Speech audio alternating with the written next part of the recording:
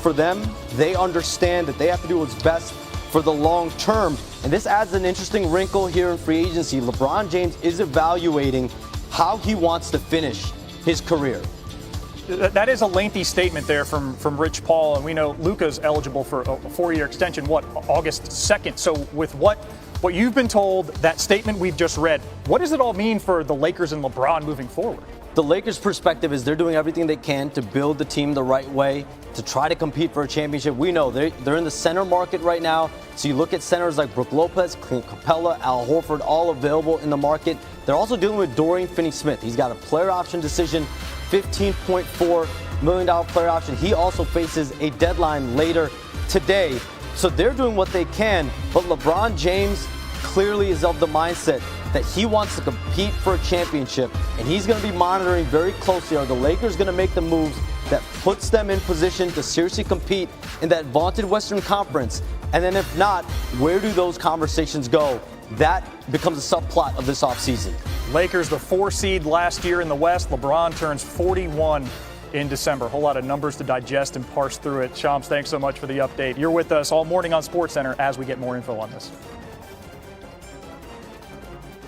NBA front office insider Bobby Marks is with us right now. You just heard Shams and saw that Rich Paul's quote right there about LeBron officially opting into his player option for the upcoming season. Bobby, how can the Lakers upgrade their roster around LeBron James and Luka with the assets they have available? I mean, I think there's 2 ways to look at it. I think certainly from the free agency perspective and then the trade market. We'll start with free agency here. A lot has to do with that player option of Dorian Finney-Smith.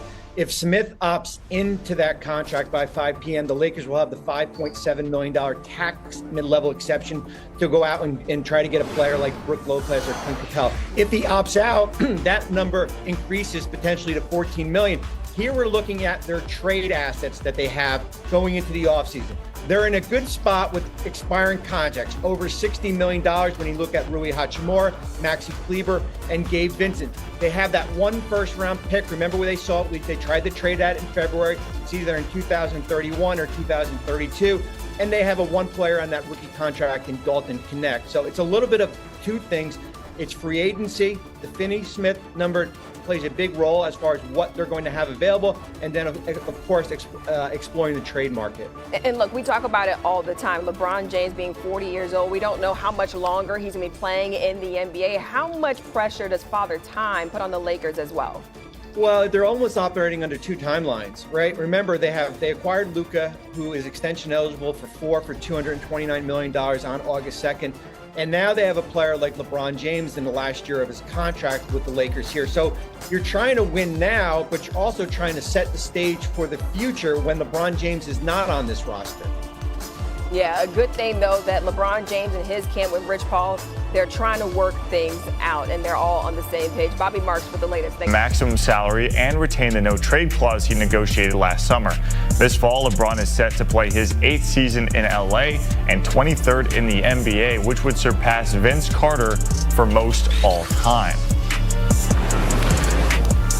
NBA host and analyst for CBS Sports, John Gonzalez, joining us now. Talk about a good day to be LeBron. These are the types of problems and decisions I want to be making in my life, but we'll leave that alone right now. John, what does this decision mean for not only LeBron, but for the near future for the Lakers?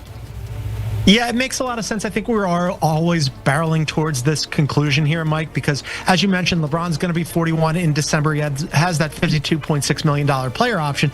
It allows him to retain his no trade clause. The other option was he could opt out and then they could sign him maybe to another 1-and-1. But from the Lakers' perspective, that made less sense. I mean, I'm sure LeBron probably wanted that. But from the Lakers' perspective, if you wait, LeBron's money comes off the books next offseason, and all of a sudden that's a nice chunk of change that you could allocate to more and younger resources as you try to build around Luka long term, because Luka's also extension eligible. And then if you also wait, then you open up that 2033 first round draft pick that you could package along with your 20 2031. Now, they could still trade the 2031 before then, but as you're looking at this whole thing, taking a step back, seeing the 30,000-foot view, it just makes a lot of sense for the team to go, okay, we were the 3rd seed last year in the Western Conference. If we just keep our powder dry a little bit here, we bring LeBron back, obviously he opts in, but we don't do much else aside from like on the margins, and we wait to make 2026 our big offseason. Well, now you can make wholesale changes and really potentially rebuild this thing on the fly around Luka as LeBron ages out. Now, you mentioned the 30,000-foot view. As a fan, if I'm sitting here, I'm looking at LeBron James, 22, 23 years going into the league. You're talking about company with Vince Carter. That's good company to keep, obviously, but it's a longevity thing. How many more years do you think LeBron has left? I know it's a tough question because you still see him at this age perform at a high level. Yeah, I mean, like, think about last year. He won a gold medal in the summer where, Steph Curry had the most memorable shot of that tournament. But if we're talking about who was the best player on that team in its entirety, it was probably LeBron. And then he goes into the Lakers season where the Lakers got off to kind of like a little bit of a rocky start. And then all of a sudden, Anthony Davis went down and the Lakers got better just with LeBron James out there. And then they traded for Luka and then end up as the 3rd seed. So how many more games or how many more seasons does he have left in him? I think more than just one, actually. I mean, I know he's going to be 41 in December, and as you mentioned, he's going to break a tie with Vince Carter for the most seasons ever. He's also 50 games away from playing in the most games ever. That record is held by Robert Parrish, the former Celtics great. LeBron's going to take that over too. It wouldn't surprise me at all if LeBron plays another year after this. Now, whether or not it's with the Lakers, that's to be determined. I suspect if he stays with the Lakers, he's going to have to take a pretty significant pay cut. But the guy's done everything you could possibly ask, and to be 41 in December and to be playing at this level is just so remarkable. He's done so many things in his career that defy belief, so it would not surprise me at all if he had another year beyond this. He's made more than $500 million in his career already on the court, but I imagine he wouldn't mind another ring. Are the Lakers going to be enough to compete with OKC now in the West with this move?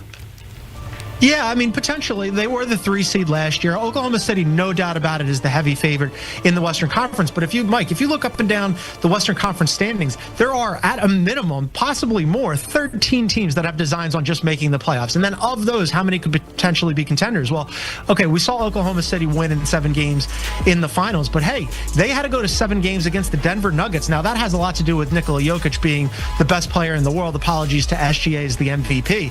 But he took them to the brink. So Oklahoma City is not completely unbeatable. The Pacers took them to 7 games. The Pacers had an incredible season, and who knows what happens if Tyrese Halliburton doesn't go down. So to answer your question in a long way, yes, the Lakers could potentially be contenders in the Western Conference. Again, LeBron is playing at a really high level. You get a full season of him and Luka now. They have a lot of moves to make still. Dorian Finney-Smith, he could potentially opt out. There's been some rumblings about whether or not he was going to stick around. Kind of surprising, to be honest with you, because I'm not sure that there's money for Dorian Finney-Smith to get a raise, a bump in salary. Also, they need a center, as everybody knows, right? They were running Jackson Hayes out there. They were starting him. And then once they got into the actual games, they'd yank him out and they'd go small ball center with LeBron and Dorian Finney-Smith. And of course, everybody can use shooters, including the Lakers. So